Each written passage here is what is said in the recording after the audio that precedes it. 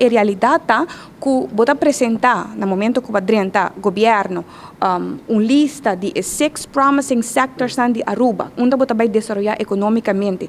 Ora que puntrele a de medical tourism, o ministro encargado me se vai chacune. Ora que puntrele de cultural tourism e sport tourism, já esse está encargo de ministro. Pero chong, essa aqui tá boa 6 promising sectors a o tá contento com 13 4 pontos na de landspaket, pero com essa aqui tá vai slide an para borrar assim, e 6 promising sectors aqui que bota papi de dia que bota bisa tá bo colega não tá encargar, como bota vai fazer a realidade precisamente. Botin eta papi de sustainable development goals, bonita papia, pero a realidade que nós vivemos dentro é diferente. Ora que a decisão político tem que vai tomar lugar em ministrado, ora que a mim tem que pedir ministro para donar-me certo bevoegdheid riba departamento ou riba decisão, me tem ganho wak. Se eta vai bem back anto bisa que e 4 pontos não incluso por exemplo lanta loket virtual, loket digital para aanvraag de vergunning, se essa eta vai tá exitoso. Qual nós lo vai hayasa no momento que nanta kasi vai cascaba, passou e 4 projetos na aqui, lo dura 4 anos, of teco 2024,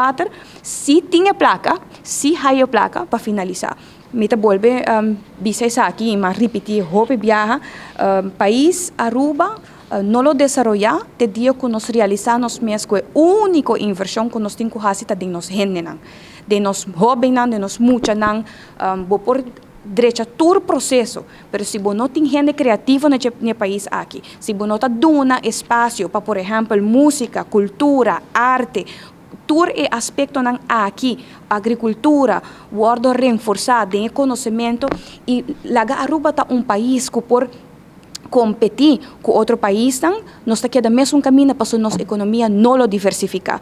Ela mencionou também, o manager mencionar de que também tem onderzoek que também faz sobre pergunta que mesa faz isso mesmo, tá? Que para nós preparar para caminho nós precisamos nós está bem, ou seja, puntreu ainda, nós está indo, que nós está bem, para segundo é menos Dus aweta bisa si ku agricultura, nós também fazemos rapport ku wageningen, fazemos onderzoek kiko lo porte feasibilidade para a feasibility study de agricultura.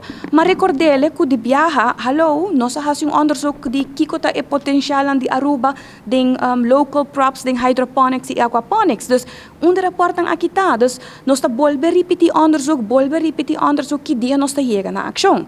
E claro, me quer que ora que bota hasi pergunta na assim, né, bisa já pergunta se ma bem apresentar aweta e 4 pontos na de launch packet.